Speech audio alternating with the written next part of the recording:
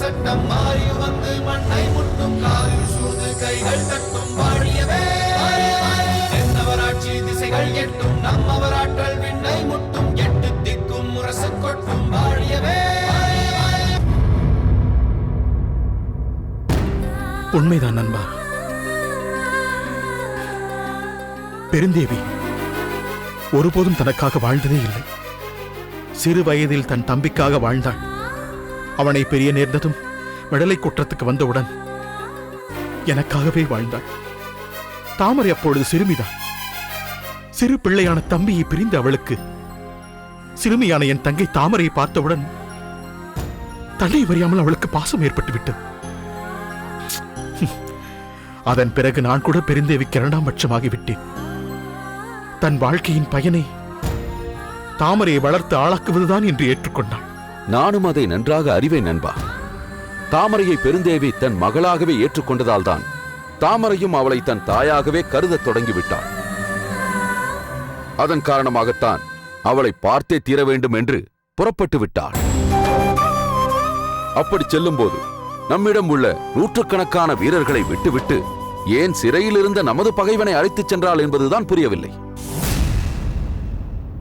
அதற்கும் ஒரு காரணம் இருக்கிறது நண்பா. ஆனால் அதை அறிந்தால் நீ திகைத்து போவாய். அது என்ன? சொல்கிறேன். எனது உயிர் நண்பனான உன்னிடம் சொல்லக்கூடாத ரகசியம் என்று என்னிடம் எதுவுமே இல்லை. ஆனால் ஒன்றை மட்டும் நினைவில் வைத்துக்கொள். இந்த ரகசியம் நம்மை தவிர வேறு யாருக்கும் தெரியக்கூடாது. அதனால் பல வாதங்கள் பிரதிவாதங்கள் எழலாம். நிச்சயமாக இடம் தர மாட்டேன்.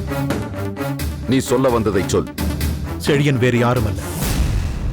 பெருந்தேவியை விட்டு பிரிந்துவிட்ட அவளது உடன் பிறந்த தம்பி. என்ன? அப்படியானால் அவன்? ஆனால் எப்பொழுதும் போல் இப்பொழுதும் அவன் நம் பகைவன்தான். என் முயற்சிகளுக்கு தடையாக இருந்தவனை நான் ஒருபோதும் மன்னிக்க மாட்டேன். இருப்பினும் பெருந்தேவின் தம்பி அவள் அருகிலேயே இருந்தும் அதை அவள் அறியாமலே மடிந்து விட்டாளே என்று வருத்தம் தான் எனக்கு இருக்கிறது. தாமரை அதை அறிந்துதான் அவனை அழைத்துச் சென்றாள். நம்மையும் மீறி ஏதேதோ நடக்கிறது. உலர்ந்த மரங்களை வெட்டும்போது இடையில் சில கனிமரங்களும் விழத்தானே செய்யும். அதற்காக வெட்டுவதை நிறுத்த முடியுமா? ஆனாலும் நீ சொன்னது போல் வாழ்நாளெல்லாம் எந்த சுகத்தையும் அறியாத என் தங்கை இதை அறிந்திருந்தால் தம்பியை பார்த்துவிட்டோம் என்று மகிழ்ச்சி அடைந்திருப்பாள். ஆமாம், வெறுமை. அவள் வாழ்க்கை முழுவதும் வெறுமை. அதனால்தான் இந்த பூமியில் வாழ வேண்டாம் என்று சென்று விட்டாள் பாவம். ஆனால் ஒன்று மட்டும் நிச்சயம் நண்பா, அவள் ஆத்மா இந்த மர மாளிகையில் நிரந்தரமாக குடியிருக்கும். நம்முடனே இருந்து நமக்கு வலிமை தரும். விஜயபூபதி, இந்த துயரமான நேரத்தில் நீங்க வந்தது எனக்கு மிகுந்த ஆறுதலை தருகிறது. நாம் இருவரும் இணைந்து பெருந்தேவின் லட்சியத்தை நிறைவேற்றி அவளுக்கு ஆத்ம சாந்தி கிடைக்கும்படி செய்வோம்.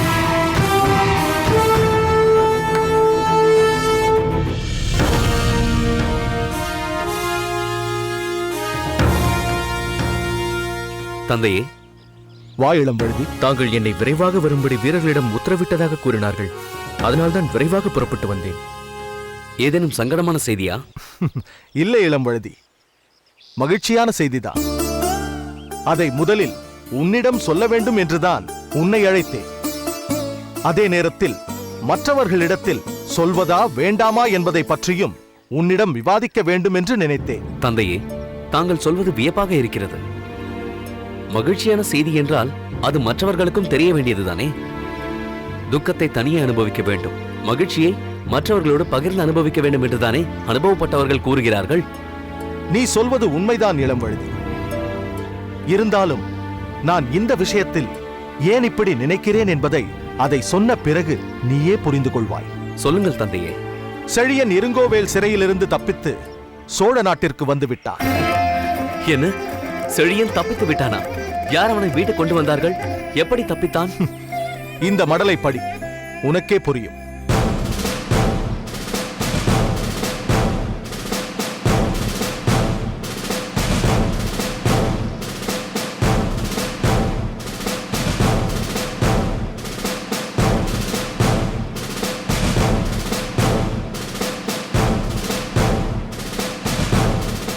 இது என்ன? சோழ நாட்டின் மாமன்னர் கரிகால் வளவர் தங்களுக்கு இந்த மடலை அனுப்பியிருக்கிறார். செழியன் சோழ நாட்டுக்கு வந்து சேர்ந்து விட்டான் என்று மட்டும்தான் குறிப்பிட்டிருக்கிறார். மற்றபடி வேறு எந்த விவரமும் இல்லையே. அதனால்தான் நான் உன்னிடம் அப்படி சொன்னேன். செழியன் வந்துவிட்டான் என்பது மகிழ்ச்சியான செய்திதான். அவன் கடத்தப்பட்ட நாள் முதல் இன்று வரை பலவிதமான குழப்பங்களில் நான் மூழ்கியிருந்தேன். பாண்டிய நாட்டிற்கே இது கலங்கம் என்று நினைத்தேன். சோழ மன்னர் செழியனை மீட்கும் முயற்சியில் ஈடுபட்டிருந்த போது நாம் அதில் ஈடுபட்டால் தவறாக நினைத்து விடுவாரோ என்று தயங்கினேன். இதற்கு மேலும் தாக்குப்பிடிக்க முடியாது என்ற நிலை வந்தபோதுதான் மணிமாறனை சிறு படையோடு திடீர் தாக்குதல் நடத்தி செழியனை மீட்டு வருவதற்காக அனுப்பினேன். ஆனால் அந்த நேரத்தில் வந்த செழியனின் மடல் நிலைமையை மாற்றிவிட்டது. செழியன் தாமரையை மணக்கப் போவதாக எழுதியிருந்ததை தானே சொல்கிறீர்கள்? அது உண்மையாக இருக்க முடியாதென்று அப்போதே நான் உங்களிடத்தில் சொன்னேனே. அது மட்டும் நடந்திருந்தால் இப்போது செழியன் எப்படி சோழ நாட்டிற்கு வந்திருப்பான்? வந்தது மகிழ்ச்சிதான். எப்படி வந்தான்? அவனாக அங்கிருந்து தப்பித்து வந்தானா அல்லது சோழ மன்னர் அனுப்பிய வீரர்கள் மீட்டு வந்தார்களா? எதுவுமே தெரியவில்லையே. அத்தோடு இன்னொரு விஷயத்தையும் நாம் யோசிக்க வேண்டும் தந்தையே. எதை சொல்கிறாய்? செழியன் இருங்கோவிலிடமிருந்து தப்பித்து ஏன் சோழ நாட்டுக்கு சென்றான்? நியாயமாக பார்த்தால் அவன் இங்கேதானே வந்திருக்க வேண்டும். அதுதான் போகட்டும். நமக்கு செழியனை பற்றிய செய்தியை அனுப்பியிருப்பது யார்? கரிகால் மன்னர் தானே. செழியன் ஏன் அனுப்பவில்லை? இதுவும் யோசிக்க வேண்டிய விஷயம்தான். மணிமாறன் இன்னும் சிறிது நாட்கள் அங்கு இருந்திருந்தால் முழு விவரங்கள் நமக்கு தெரிந்திருக்கும். அவசரப்பட்டு வந்துவிட்டான். செழியனை பற்றி அறிந்து வந்து சொல்வதற்காகத்தான் மணிமாறனை அங்கு சோழ நாட்டில் சில நாட்கள் இருக்க சொல்லிவிட்டு வந்தேன். ஆனால் அவன் அங்கு நடந்த சில விஷயங்களின் பாதிப்பால் அவசரப்பட்டு வந்துவிட்டான். இல்லாவிட்டால் செழியனை பற்றிய எல்லா விவரங்களையும் அவன் மூலம் அறிந்திருக்க முடியும். தாங்கள் சொல்வது உண்மைதான் தந்தையே. ஆனால் எனக்கும் உங்களுக்கும் உள்ள அக்கறை கூட செழியன் விஷயத்தில் மணிமாறனுக்கு கிடையாது. மன்னர் சொல்லிவிட்டாரே என்பதற்காக ஏற்றுக்கொண்டு அங்கு இருந்தானே தவிர உண்மையான ஈடுபாடு கிடையாது. எப்போதும் செழியனை தனக்கு போட்டியாகவே நினைத்தவன் மணிமாறன். அதனால்தான் அப்படி நடந்து கொண்டான். போகட்டும். இப்போது சொல் இளம்பழுதி.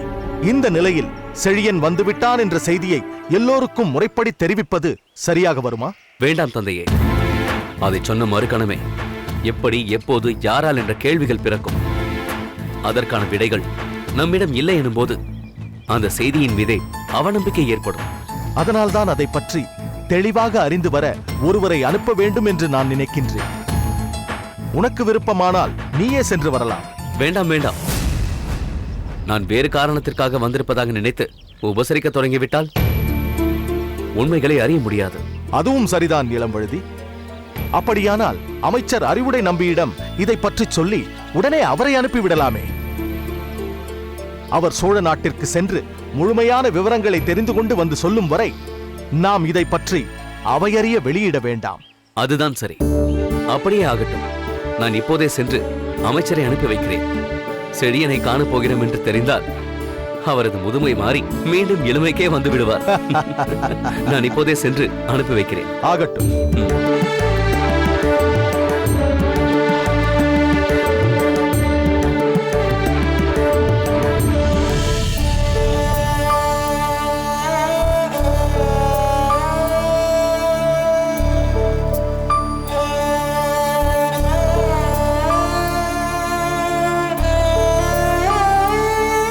என்ன பார்க்கிறாய்? இவ்வளவு நாட்கள் ஏன் உன்னை விட்டு வைத்தோம் தெரியுமா?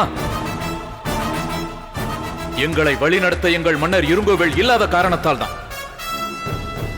ஆனால் இப்பொழுது அவர் வந்துவிட்டார்.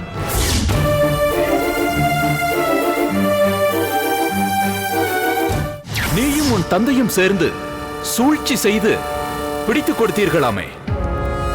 எங்கள் மன்னரின் நண்பர் அழுந்தூர் வேளார் விஜய பூபதியை, அவரை சிறையிலிருந்து மீட்டுக் கொண்டு வந்து விட்டார் எங்கள் மன்னர்.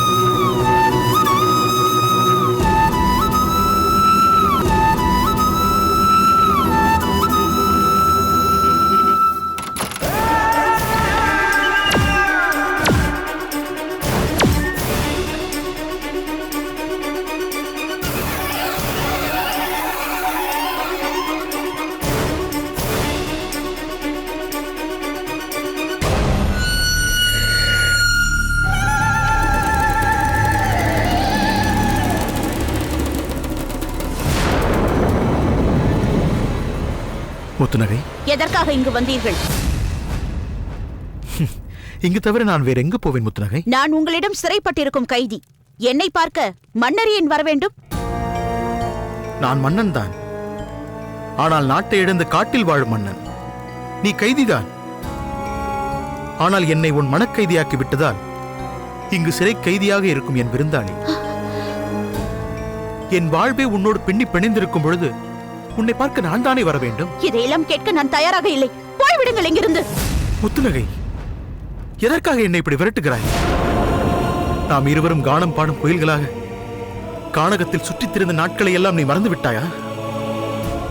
அங்கிருந்த சின்னஞ்சிறு மண்டபத்தில் மேற்கூரையே இல்லாத வெட்ட வெளியில் இருவரும் தாம்பத்திய வாழ்வை மேற்கொண்டு உனக்குள் நானும் எனக்குள் நீயும் கலந்து கரைந்ததையெல்லாம் நீ மறந்து விட்டாயா? எனது மாளிகையில் முத்து என்ற பெயரில் வாழும் வைத்தியர் எப்போது முத்துநகையாக மாறி என்னை காண வருவாள் என்று நான் காத்து கிடந்ததும், எப்போது இரவு தொடங்கும் இந்த ஆணுடைய கலைத்துவிட்டு பெண்ணாக மாறி அவரை தேடிச் செல்வோம் என்று நீ எதிர்பார்த்துக் கொண்டிருந்ததும் இல்லை என்று ஆகிவிடுமா? உண்மைதான், அனைத்தும் உண்மைதான். ஆனால் அதெல்லாம் எனக்கும் என் காதலன் வீரபாண்டிக்கும் இடையே நிகழ்ந்தவை. அதை என்றென்றும் மறக்க முடியாத இனிய நிகழ்வுகள். என் உடலோடும் உயிரோடும் கலந்துவிட்ட உன்னதமான நிகழ்வுகள். ஆனால் அதற்கும் உங்களுக்கும் எந்த சம்பந்தமும் இல்லை. ஏன் இல்லை? நான் அவனை போன்ற ஒருவன் அல்ல. அவனே நான் தான். பெயரளவில் வீரபாண்டியும் இருங்கோவேலும் வெவ்வேறாக இருந்தாலும் உடலளவில் ஒன்றுதானே முத்துநகை? இல்லை இல்லை இல்லை, என் வீரபாண்டி இறந்து விட்டார். கயவர்கள் அவரை கொன்று புதைத்து விட்டார்கள். இல்லை முத்துநகை, அந்த புதைக்குழிக்குள் இருந்து அவன் எழுந்து வந்து விட்டான். இறந்தவன் பிழைத்து வந்து விட்டான் முத்துநகை.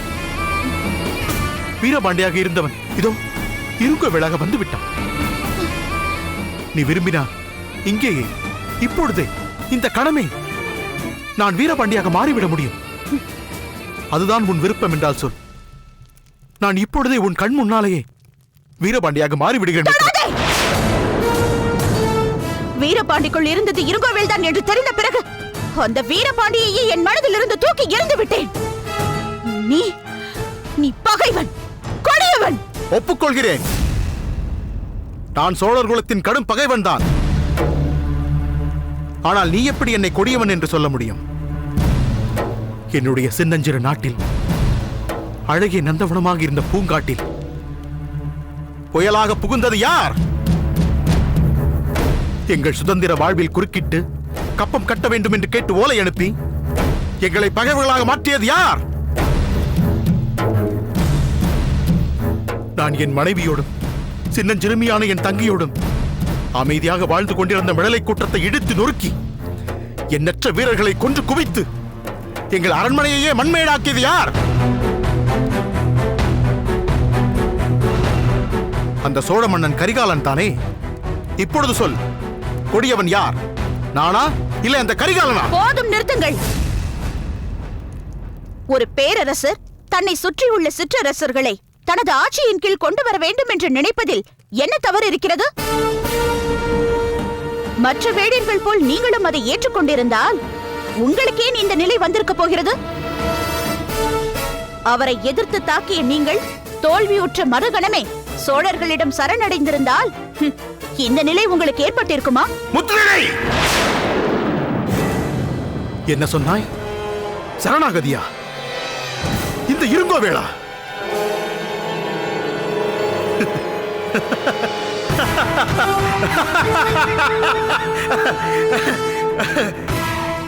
முத்துநகை, எனது மாளிகைக்குள் இருந்து கொண்டு இப்படி ஒரு வார்த்தையை சொன்னது நீ அல்லாது வேறு யாராகவாவது இருந்திருந்தால் அவர்கள் தலை துண்டாடப்பட்டு அந்த பூம்புகாருக்கே பறந்திருக்கும். எங்கள் வாழ்வை நிர்மூலமாக்கிய அந்த கரிகாலனை எந்த முறையிலாவது நான் பழிவாங்காமல் விடமாட்டேன். இப்பொழுது இவ்வளவு காலம் சிறையில் இருந்த எனது நண்பன் விஜயபூபதியும் இங்கு வந்துவிட்டான். நானே சாமர்த்தியமாக அவனை விடுவித்துக் கொண்டு வந்து விட்டேன். வீண் பெருமை பேச வேண்டாம். அங்கே எங்கள் கரிகாலர் விஷ விருட்சத்தை அருகிலேயே வைத்துக் கொண்டு சீராட்டிக் கொண்டிருக்கிறாரே, அந்த மங்கம்மாவின் துணையால் தான் நீங்கள் இங்கு தப்பித்து வந்திருக்கிறீர்கள் என்பது எனக்கு நன்றாகவே தெரியும். என்னால் சிறைக்கு அனுப்பப்பட்ட ஒரு ராஜ துரோகியை நீங்கள் இங்கு கொண்டு வந்திருக்கிறீர்கள். அவனால் ஏற்பட போகும் விளைவுகளுக்கு நீங்கள் தான் பொறுப்பாளி. எல்லாவற்றையும் நான் அறிவேன் முத்துநகை. நீ கரிகாலனிடம் கொண்டுள்ள ராஜ விசுவாசத்தால் அன்று என் நண்பனை சிறைக்கு அனுப்பினாய் என்பதையும் அறிவேன். இன்று என்னை எதிர்த்து வாதாடி என்னை அவமதிக்கிறாய் என்பதையும் அறிவேன். நீ கரிகாலனிடம் ராஜ விசுவாசம் கொண்டவள் என்பதற்காக உன்னையும் விட்டுவிட மாட்டேன். என் நண்பன் உன் மீது பகை கொண்டவன் என்பதற்காக அவனையும் விட்டுவிட மாட்டேன். இனி நான் இல்லாத வேறொரு வாழ்வை உன்னால் ஏற்றுக்கொள்ளவே முடியாது. நீ இல்லாத ஒரு வாழ்வை என்னாலும் கற்பனை கூட செய்து பார்க்க முடியாது. நிலைமையை நன்றாக சிந்தித்துப் பார் முத்துநகை. என்னை ஏற்றுக்கொள்ள உன் மனதை பக்குவப்படுத்திக் கொள். நான் மீண்டும் வருவேன். உன் மனம் மாறும் வரை நான் வந்து கொண்டே இருப்பேன்.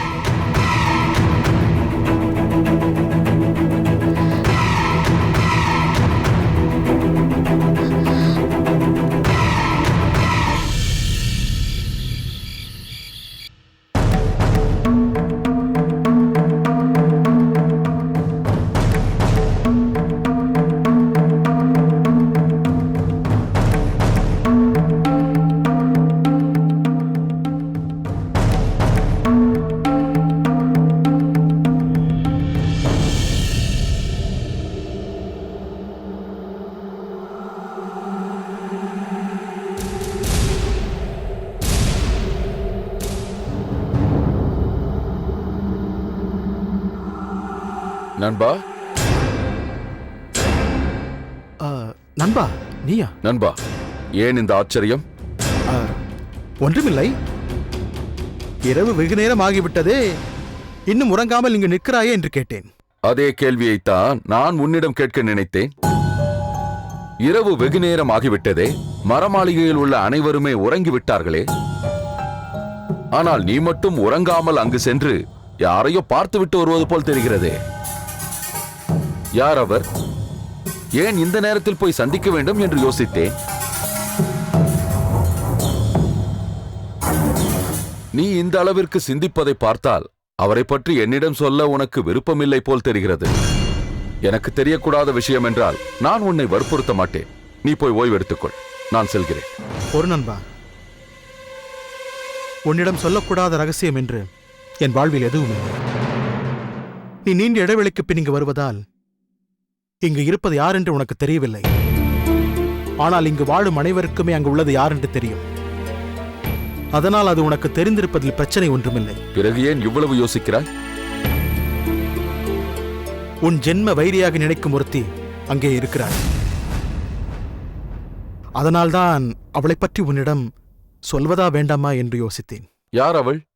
புலவர் காரிக்கண்ணனாரின் மகள் முத்துநகை.